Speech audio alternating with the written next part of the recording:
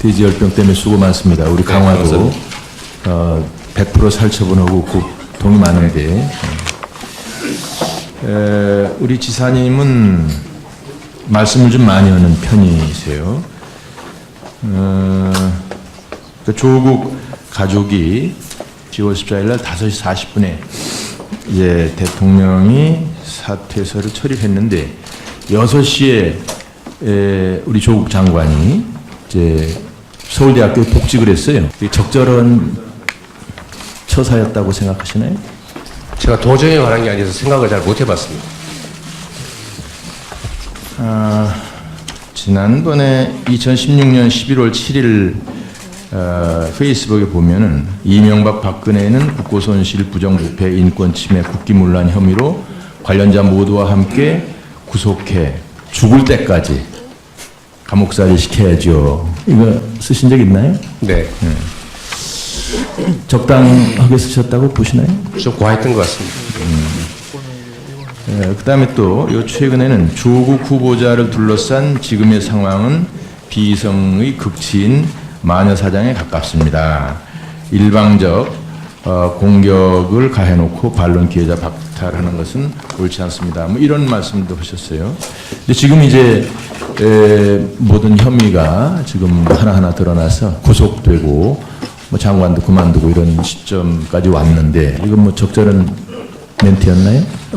이거는 죄의 유무의 문제가 아니고, 뭐 저도 수없이 많이 당했던 일인데, 소위 언론 플레이를 통한 피의 사실 공표와 조롱하기, 이게 좀 과도하다는 생각을 했습니다. 그게 공인이든 사인이든 중범죄자든 경범죄자든 그래도 법이 정한 헌법상의 원칙은 서로 지켜줘야 된다. 특히 국가 권력기관이 그 힘없는 개인들을 상대로 수사를 하면서 포토라인 세워서 망신을 주고 저나 뭐 제 가족이나 많이 당했던 일 아닙니까? 그래서 뭐 동병상련으로 이런 말씀드렸습니다. 좋습니다만 옳고 그르고의 문제가 아니라 원칙에 관한 얘기입니다. 너무 기준이 달라서 하는 얘기죠. 그러니까 뭐 내노란불이라고도 표현하는데 균형 감각을 갖는 게 좋겠다 이런 뜻에서 노력하겠습니다. 지금 재판 받고 계시죠. 아마 네. 힘드실 텐데 대법관 출신인 이상훈 변호인을 쓰셨더라고요. 네. 근데 변론비 많이 들어가죠. 생각과는 좀 다릅니다. 그리고 그거는 뭐 그분의 명예에 가는 것이기도 하고 해서 제가 답변하기 적절하지 않은 것 같습니다. 과거에 저는 재판 여러 번 받아봤어요. 그러셨어요? 전관 과거에 또 어떤 말씀을 하셨느냐 하면 여기도 보면 전관 이후로 인해 가장 공정해야 될 법조계가 가장 부패한 곳으로 변질됐다 등등 변호사가 현재 우리 이 지사님 사건이 배정된 대법원 일부의 권신일 이기택 대법관과 함께 근무했던 그런 분이에요. 그 전관 이후 좀 기대 좀 하시는 거 아닌가? 그건 전혀 아닙니다. 뭐 절대 아닐 리는 없고 법리적으로 뛰어나신 분이어서 제가 보기엔 뭐 그런 것도 다 기대하실 텐데 제가 말씀드리는 이유는 조족조라고 요즘에 새로운 유행어가 생겼어요. 네. 그러니까 저도 이제 시도지사 지낸 사람 아니에요. 그러니까 국민과 도민을 위해서 열심히 해야지 기회 있을 때마다 이렇게 정치성 발현을 해서 편을 가르거나 하는 것은 또 그런 그 갈등을 인력 부족이 심각하죠. 예, 그렇습니다. 그래서 정부 그리고 경기도에서 지원을 하고 있습니다. 작년만 하더라도 간호 인력 충원을 위해서 22억 원을 지원을 했는데요. 숫자가 67명으로 알고 있는데 몇 분 채용이 됐습니까? 절반 정도인 36명만 그러면은 절반밖에 충원이 안 되는데 그 이유가 뭘까요? 병원에서 집행부에서 논의 과정을 거쳐서 나머지 인력은 증원 요구사항을 반려되었습니다. 제가 실무선에서 그걸 잘 했어야 되는데 정말 죄송스럽게 생각하고 있습니다.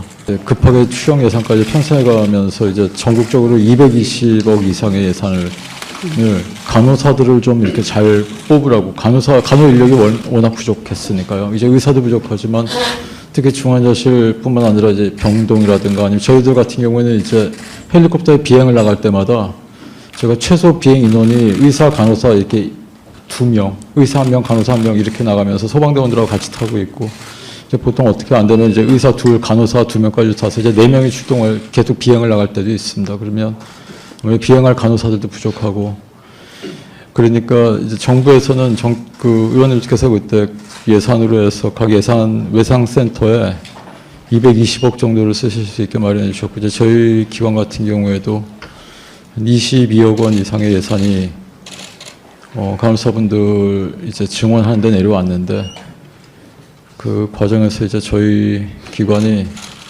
그 증원 목적에 충분히 사용하지를 않고 기존 인력들 월급을 대체하는데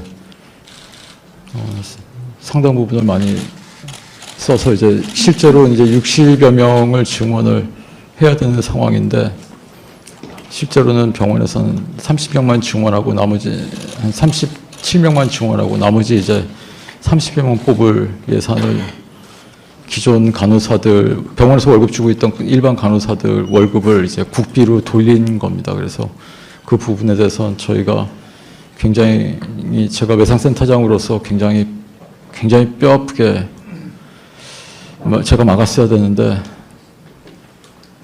제가 어떻게 책임을 져야 하나 항상 그 생각을 하고 있습니다. 국가에서 여기 의원님들께서 피 같은 국가 예산을 내려보내 주셨는데 병원 차원에서 회계를 그런 식으로 해서 증원을 하라고 줬는데 실제 60여 명을 증원할 수 있는 예산을 단 36명만 증원을 하고 나머지 30여 명을 더 뽑을 수 있는 예산을 갖다가 예산을 병원에서 기존에 월급을 주고 있던 사람들을 갖다가 그 예산으로 돌려가지고 그렇게 막게 한 거에 대해서는 저희도 많은 여러 의원님들뿐만 아니라 보건복지부나 그런 곳에서도 많이 지적을 받은 바가 있고 특히 작년에 그런 일이 있었기 때문에 올해만큼은 제가 센터장으로서 그걸 막았어야 되는데 그렇게 하지 못하고 여전히 간호사들은 그러니까 병동 간호사들이 증원이 안 되고 비행할 간호사들이 없어서 굉장히 좀 괴로움에 많이 시달리고 있습니다. 그래서 저 같은 경우는 제가 사실 중간 입장에 있습니다. 저 같은 경우는 여기 지금 의원님들처럼 정책을 크게 결정해 주시는 분들과 그리고 정책을 집행하는 중앙정부 그리고 우리 경기도 지방정부 그리고 어떻게 보면 저희 제가 소속돼서 월급을 받는 기관이 아주대학교라는 기관과 또 제일 중요하게는 저희 외상센터에 계속 내원하는데 저희가 정작 병실이 없어서 잘 못 받아들이고 있는 중증 외상 환자분들 그 사이에서 제가 있습니다. 제가 능력이 더 뛰어나다면 그 중간에서 좀 윤활 역할을 잘 해서 모든 부분이 부드럽게 돌아가게 해야 되는데 제가 하여튼 그 예산 부분에 대해서는 다시 한번 정말 제가 어떻게 책임을 져야 될지 그런 거에 대해서 저도 하루하루 매일 고민하고 있습니다, 의원님. 이 중증외상센터 후원금들이 들어오고 있는데 이 후원금의 액수와 그다음에 사용처에 대해서 우리 외상센터에서 알고 있습니까? 그게 제가 마음대로 사용할 수가 없고 그 기관장들의 결제를 거쳐야 되는 거기 때문에 그게 다 받아들여지지는 않습니다. 외상센터 건립 비용만으로 정부에서 80억 지원했고 경기도에서 200억 지원했습니다. 그리고 의료 인력 지원을 위해서도 해마다 많은 지원을 하고 있습니다. 그런데도 인력은 부족하고 또 긴급으로 실려오는 환자들 제대로 처리할 병상이 부족한 이 현실에 대해서 그래서 더 좌절감과 답답함을 호소하는 것으로 제가 받아들였는데 맞습니까? 네, 맞습니다. 요즘은 여기까지인가 보다 이런 생각이 많이 들고 있습니다.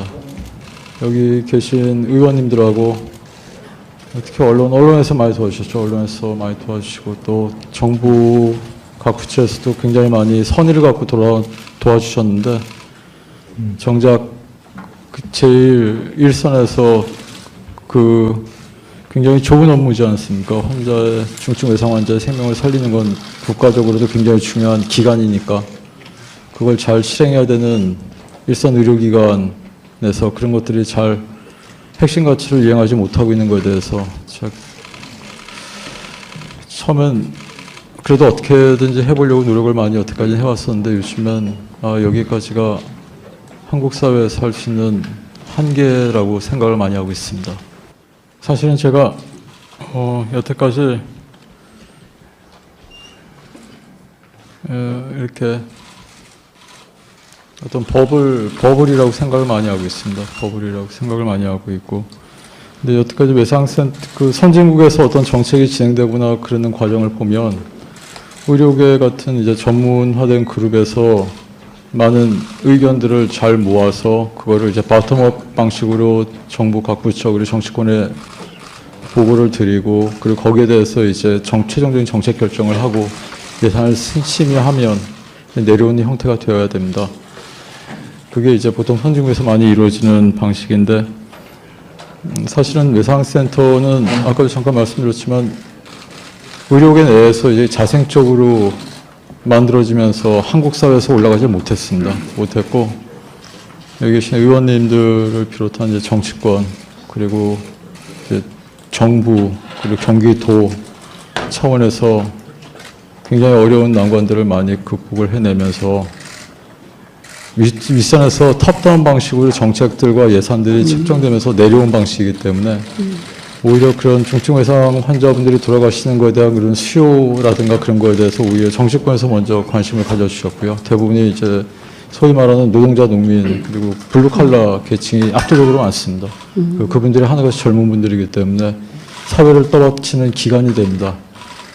그래서 그런 분들을 잘 치료 사회로 돌려보내는 것이 국가를 지탱하는 굉장히 중요한 세이프티넷이 되기 때문에, 그러니까 국가의 안전망이 되기 때문에 그런 것들을 먼저 이제 관심을 가져주셔서 많이 지원을 여태까지 해주신 것에 대해서 굉장히 감사한 마음을 가지고 있습니다. 그리고 저희가 좀 더 잘해야 되는데 그렇지 못한 것에 대해서, 그리고 예산을 그렇게 많이 배정을 해주셨음에도 불구하고, 예, 맞습니다. 김한정 의원이 지적하신 대로 작년에 저희 기관에 캐시로, 그러니까 현금으로, 현찰로 지원해준 금액만 외상센터에 한마디로 쏟아부은 국민의 혈세가 60억 원이 넘습니다. 단일 규모, 단일 센터에 물론 더 큰 사업들도 있지만 이만하면 굉장히 많이 지원을 해주신 겁니다. 그리고 그건 이제 연간 운영비로만, 인건비 차원으로만도 60몇 억을 지원을 해주셨고, 거기에 더해서 이제 항공전력까지 갖추기 위해서 이제 지사님하고 많이 도와주셔서 우리 간신히 출범을 했는데, 아직까지 저희가 더 잘 하지 못해서 굉장히 죄송하게 생각하고 있습니다. 저희가 저도 와서 언론 보도를 보고 알았는데, 이제 저희가 닥터헬이 취항하고 나서 17명 그렇게 얘기하는데 좀 보도가 좀 잘못된 것 같고, 사실은 36명입니다. 36명이 동일기간 동안에 36명의 환자가 헬리콥터로 이송을 받으면서 치료를 받았고요.